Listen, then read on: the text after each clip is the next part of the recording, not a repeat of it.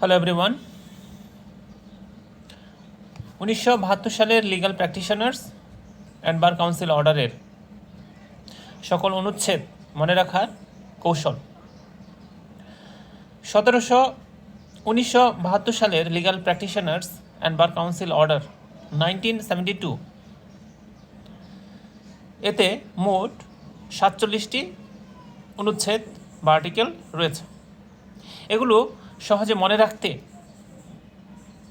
Classification বা শ্রেণীবিভাগ plus কাহিনী ভিত্তিক টেকনিক ও সংক্ষিপ্ত শব্দমালা ব্যবহার করব।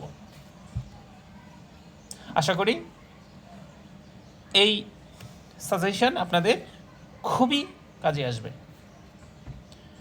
অনুচ্ছেদগুলো ভাগ করে বুঝুন। বড় তালিকা হলে সেটা বিভাগ করে মনে রাখা সহজ হয়। এখানে 5টি ভাগে বিষয়গুলোকে ভাগ করা হলো।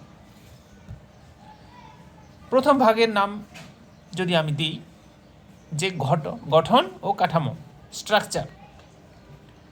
কিসের স্ট্রাকচার? বার কাউন্সিল যে আছে সেটা স্ট্রাকচার। এটা আর্টিকেল 1 থেকে 7 পর্যন্ত।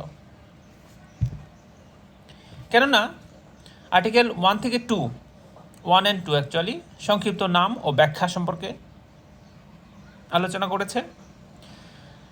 আর্টিকেল 3 to 4 বার কাউন্সিলের গঠন, আর্টিকেল 5 to 7 সদস্যপদ ও কার্যক্রম। এই জিনিসগুলো মনে রাখার ট্রিক্স হচ্ছে যে সংক্ষিপ্ত পরিচয় দিয়ে বার কাউন্সিল দাঁড় করাও। সংক্ষিপ্ত পরিচয় দিয়ে বার কাউন্সিল দাঁড় করাও। Section article 1 to 7। এবার বার কাউন্সিলের ক্ষমতা ও দায়িত্ব, পাওয়ার্স অ্যান্ড ফাংশন সম্পর্কে যে আর্টিকেলগুলোতে বলা হয়েছে সেগুলো হচ্ছে আর্টিকেল 8 থেকে 17। আর্টিকেল 8 থেকে 11 হচ্ছে বার কাউন্সিলের কাজ, শিক্ষা, তালিকা, শৃঙ্খলা এগুলো।